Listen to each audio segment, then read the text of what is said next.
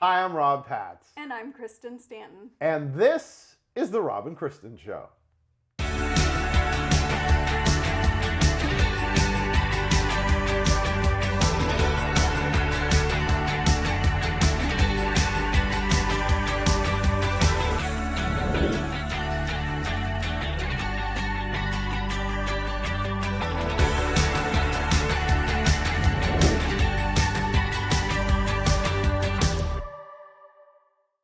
Welcome to the after Thanksgiving edition of the Rob and Kristen Show. And please don't judge me if I look larger than I did on the last edition.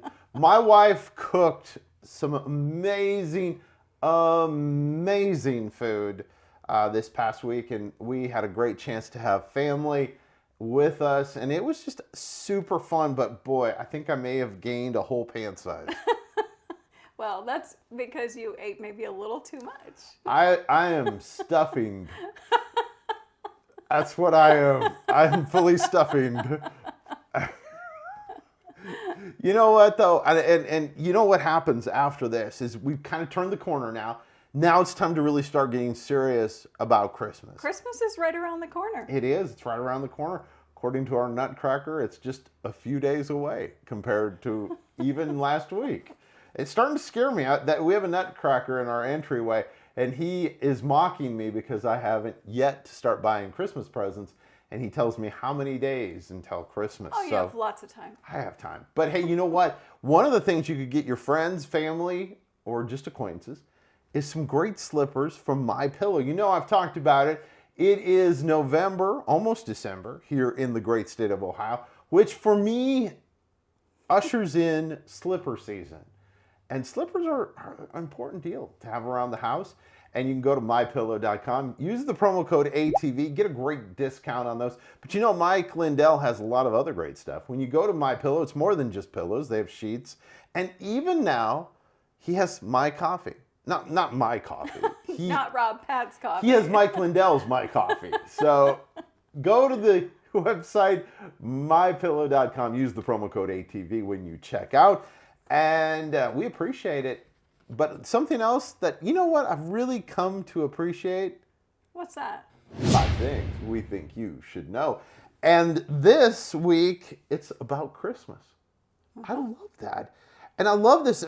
You know, one of the things that I always looked for when I was a kid, I looked forward to, was getting Christmas cards. You know, now we've gotten older and nobody sends Christmas cards anymore. How many people really send Christmas cards? Real Christmas cards, not e-cards. A couple of my aunts, and that's about all I know. I think some of my aunts do too. That's about it. Now, I don't send any out, so the rule, I think, is if you don't send any, you don't get any. And that's okay, because I don't have the time to do it. But this is a super interesting story. Started in 1843. Now, this guy, he was A-lister. He was a celebrity. And he was in England. And in very Victorian time in England. Mm-hmm. And now here's the thing.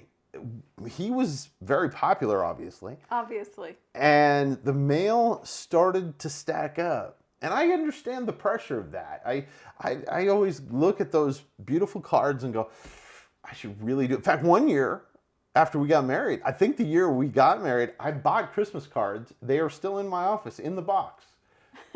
Just so you know. But back then, it would be considered a faux pas to get a letter in the mail and not return it. Would it be a mama if you got 2? It was a faux pas. Anyway, that was really bad. I don't know. And I laughed anyway. I know. That was a bad joke. And I've lost the guy's name, and I was gonna do his name and give Sir Henry Cole. Yes, Sir Henry Cole. There it is. I found it. And Sir Henry Cole, he came up with this idea. This is 1843. What had happened is the postal service in England had expanded, and for 1 penny, you could mail something anywhere in England, which is pretty cool. But here was the problem. He was getting oodles and oodles and oodles of Christmas letters.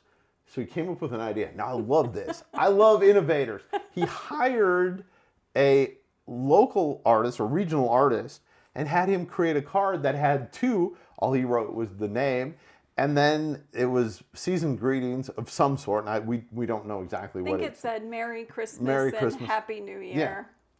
And he could knock out all of these cards. Now, yeah, obviously he was wealthy because he hired a painter to create these. He then went and hired a printing company, and they made it on a heavy cardstock, like Christmas cards. And voila, there we go. 1843. He had 1,000 of those printed. That's a lot. 1,000 in 1843. That's a lot of friends. And you think about the money, because it was 1,000 pennies that he had to spend. Yeah. And it was a different economic time. I mean, that is kind of crazy, but hats off to him. And if you are getting Christmas cards, thank Sir, what was his name again? Sir Henry Cole. Sir Henry Cole. He sounds like he could be stuffy, but obviously a very cool dude. So one of the things that I thought was really interesting about Christmas history is that in 1965, Jingle Bells was the first song played in space. That is so cool. Not just the first Christmas song, but it was the first song that was played. So the other thing in 1965. In 1965. So the other thing that I thought was really interesting about all of this is, did you know that Jingle Bells was first written as a Thanksgiving song? I've heard something somewhere about that. Didn't know a lot about it, but yes. It was first written as a Thanksgiving song. It was written around 1850 in Medford, Massachusetts. Now, apparently, they used to have town sleigh races. Oh, how cool. I would be so down with that. So this guy decided to write a little song called Jingle Bells, but he called it One Horse Open Sleigh, which was around Thanksgiving time because that was when they had these sleigh races.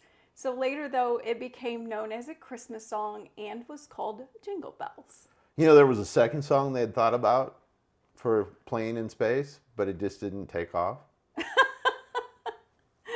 Two jokes for one. That one was not intentional. Dashing Through the Stars. Good one. Just didn't do anything. Hey, you know tinsel, when we were kids, tinsel was a lot more popular. You don't see tinsel as much on trees. But number 3 on 5 things we think you should know is about tinsel. Tinsel originally was silver, like real silver. Real silver. Yes, but they had a problem with it. It tarnished. I can't imagine. I mean, tinsel's a mess. When I was a kid, I mean, you'd find tinsel like a month later. And so, anyway, it progressed. Tinsel went on to have different forms. And now, did you know what it's made out of now? Plastic. Well, yeah, you did because you just read the card. But yeah, not fair. I should ask somebody else that hadn't read the card.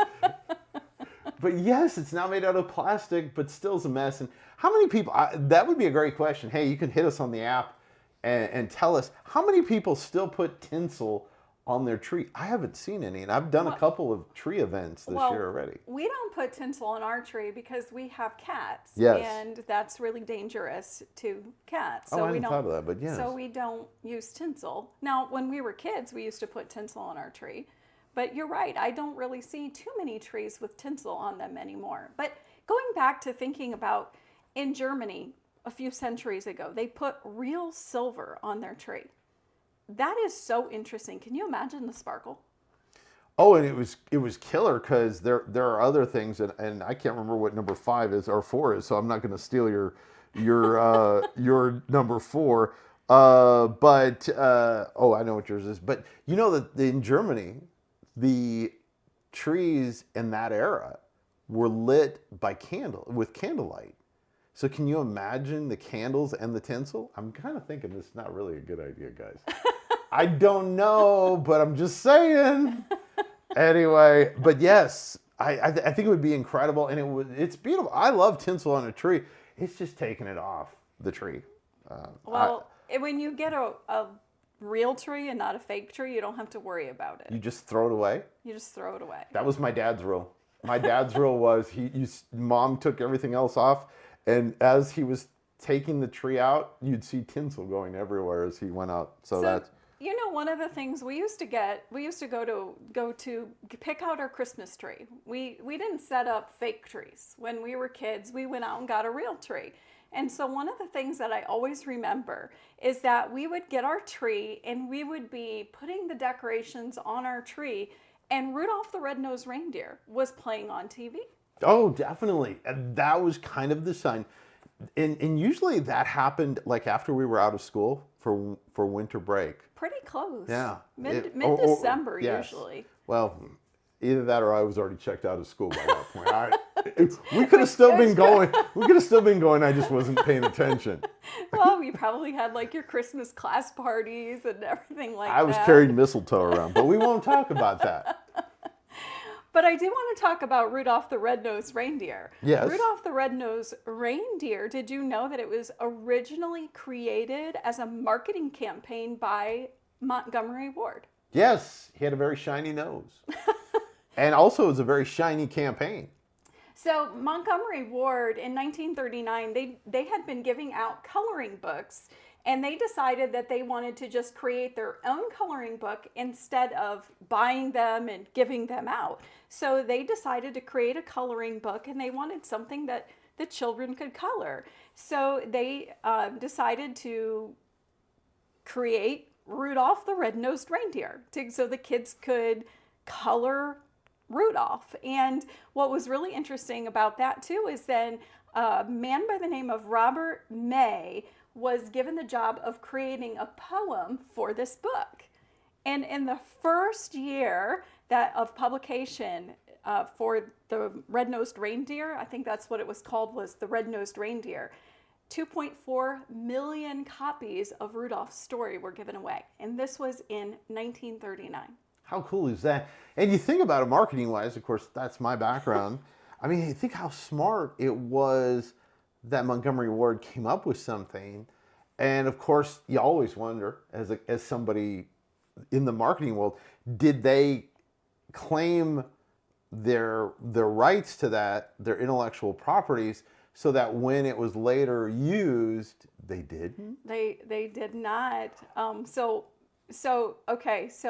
Robert May's brother-in-law was a musician by the name of Johnny Marks, and he wrote the song. He took the poem and he wrote the song, Rudolph the Red-Nosed Reindeer, which was then recorded by Gene Autry in 1949. Did he record it on a horse? If you don't know who Gene Autry is, Google Gene Autry. You'll know when I'm done. So then the first Christmas special, Rudolph the Red-Nosed Reindeer, it aired on December 6, 1964. So it was originally created in 1939, made into a song, and then it was made into the TV special that we all know and love. Christmas isn't Christmas. And Kristen and I still watch it to this day. Now we haven't watched it this year yet because it's only late November. But we will be watching it, and it's super fun. The other thing, besides Rudolph the Red-Nosed Reindeer, did you ever write Santa a letter? Oh, I'm sure we did. I did. I used to, actually what I did, and you're going to laugh because you're going to know, I actually got my mom to write the letter for me. And I would help her. What I would do is curate a list from different catalogs, and then I would have her write the front part, and then I would write all the things I wanted and then sign it. So it sounds about right. But if you've got kids and you are thinking about writing to Santa, there is a great place. We're going to put up the address because I'm not going to attempt to give you this address, but it's in Canada, and it's a neat thing that they're doing up there. Santa has his own postal code.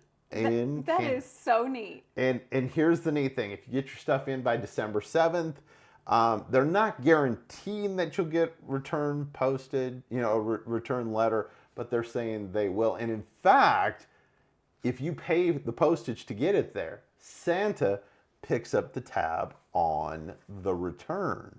How cool is that? It is really neat. And the thing is The Canadian Post is really doing a great job and has done a great job for the last 40 years of helping Santa and his elves go through all of the mail that the children are sending in and helping Santa get those return letters back to the kids. I love that. I love that story. That is super cool. We'll put up the address. It's right there, or it's right there, or it's right here. It's maybe above me. Touchdown. Okay. It's one of those places. Anyway, that, by the way, ladies and gentlemen, boys and girls, and small woodland creatures, because it is Christmas, that's 5 things we think you should know. You know what? We saw Santa. We did. We did see Santa. We almost froze to death. That is true. Very, very, very cold when we got to see Santa, but it was awesome, and it was a lot of fun. And Kristen and I have really taken this year and kind of want to map out things that we can get to do. And we had a great chance to go to a great event, and I'm going to let Kristen say the name because I messed this up, and I'm going to let her tell us where we went. We actually went to the Christkindl Market in Bryan, Ohio, and we're going to see a video of that coming up next. Roll the video. Hey everybody, we're in Bryan, Ohio. Getting ready to kick off Christmas here. We're on the square. Come along with us as we take this adventure and kick off the Christmas season.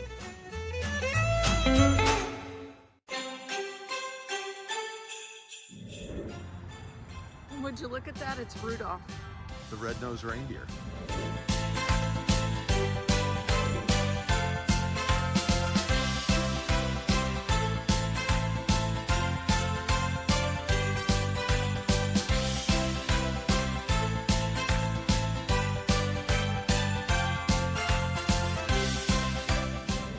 Hey Rob, look who I found. It's Frosty. That's Frosty the Snowman. Frosty the Snowman.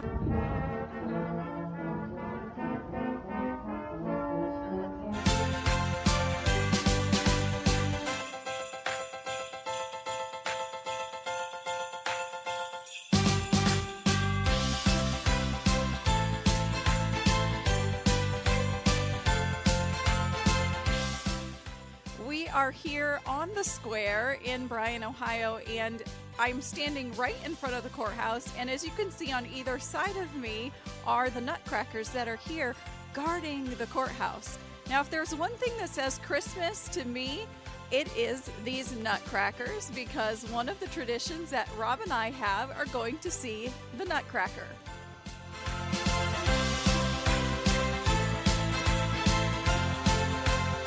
Look at this. Sorry, Rob. Paws off my Christmas dinner.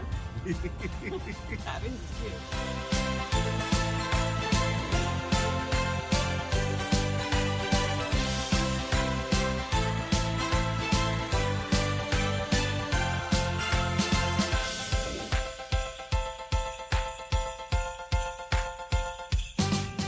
Look at these ornaments I found here at the market. They have got some really cute ones. Here is a Santa. Very cute. But I will say, one of my favorites that is probably going to go home with me, with my love for nutcrackers, is this gold nutcracker.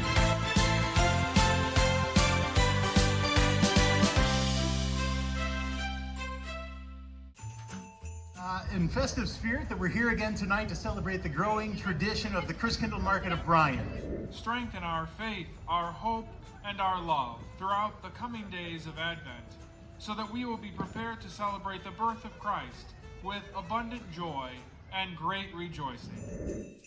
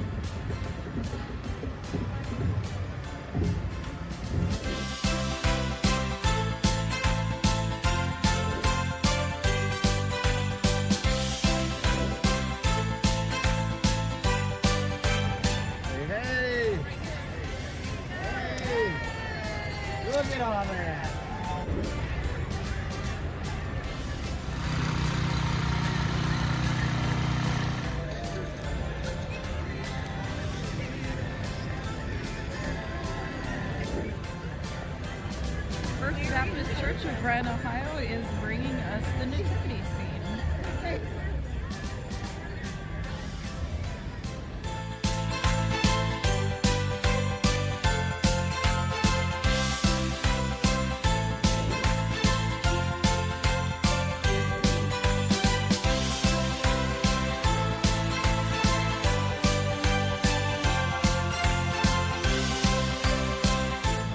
Okay, guys, we have heard Santa is on his way. We're here in Bryan, Ohio. It's going to be so much fun. This has been a great night so far. Hopefully you guys are enjoying our time here as we are getting ready to kick off the holiday season.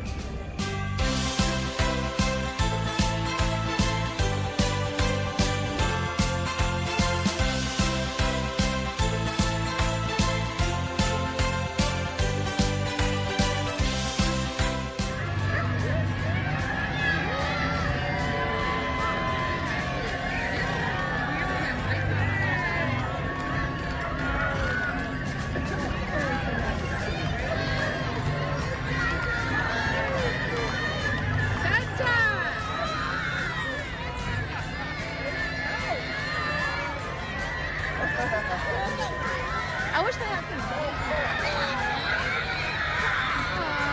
We've had an awesome night and look forward to more of these great events during the holiday season.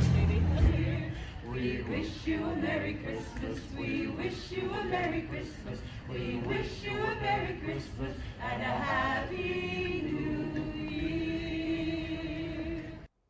That was such a great video. It was so much fun. It was cold. It was very cold. I will tell you, it was 23 actual temperature, felt like 13, and I was not prepared for that. Well, we were not prepared. We did not have gloves, and that Well- was a mistake, especially when you were trying to film something. And we questioned whether we were going to actually take our winter coats with. Oh, I'm so glad we did. Yes, I am too. That was a lot of fun, though. They had a Yes. lot of cute little marketplaces, and they, as you could see from the video, they had them in the wooden stalls, and just really a lot of fun. And one of the things, if you notice watching the video, and I think this is really neat. Now, I practice law in that particular courthouse, and one of the things that I really like about it is that even though they had, Santa and the reindeer and Frosty the Snowman, they also had the wise men, and they had the nativity scene right there on the courthouse lawns, which I thought was really, really neat. Now, not pictured in the video because it was closed, was the beautiful Christmas tree that they have inside the courthouse. And if Kristen gets a chance over the next couple of weeks, we'll post it on our Instagram or on our Facebook page, which you can always find us on both of those, Facebook and Instagram. We'd love for you to follow us and keep updated with what we're doing. This is our first week of the 4 weeks of Christmas. If you notice, I like numbers. It's the top 5 things you think you should know. 4 weeks of Christmas. We should have 3 something and 2, and then 2 turtle doves and a partridge and a pear tree. Well, this week I do want to talk about, in the next couple of weeks, I want to talk about the Christmas story. And because, we're leading up to Christmas, so let's talk about it a little bit. And so today we are going to be in Luke chapter 1, and we're going to actually start in verse 5. And I'm asking the question in this passage, I'm calling this, do you see what I see? You like that? It's so clever. I love that. So this is actually the story about John the Baptist. Not technically about him, but about leading up to him, which then leads up to the story of Jesus' birth.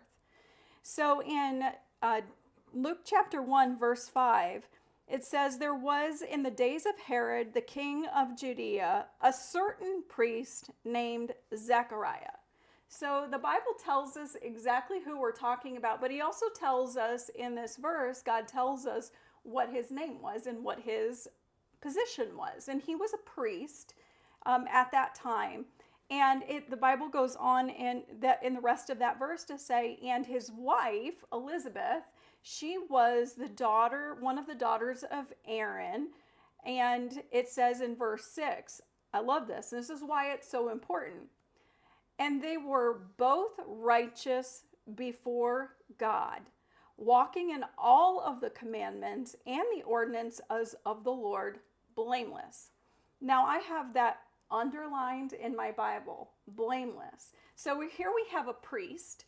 We have a priest's wife, and they were doing everything in accordance with what God said to do. And yet, as we continue to read in verse 7, it says, and they had no child because that Elizabeth was barren. Now, you have to think that at that time, you have to remember that it was looked down upon. These women were looked down upon if they were not able to bear children. And the Bible is very clear that it wasn't because of any wrongdoing that they did, because I'm assuming that people at that time would have thought that it was because they didn't have children because they did something wrong and God was punishing them. I don't know that for a fact, but I'm presuming that is probably part of the case and part of why it says they were both righteous before God, walking in all of the commandments and ordinances of the Lord, blameless. Do you see what I see? People would have looked at them and they would have seen something different, because people oftentimes will look at the outward appearance when God looks at the heart, and they'll see something that may not actually be true. But don't worry, because when people see what they want to see and that it's different than what you know, don't worry, because God still has a plan. Yep. God has a purpose in everything. And in here, it says they were well stricken in years. Verse 7, it says they were old. well stricken in years. I sometimes feel well stricken. But this is really important, because in this part of this passage, them being well stricken in years means that in no way could they have conceived on their own without the intervention of God.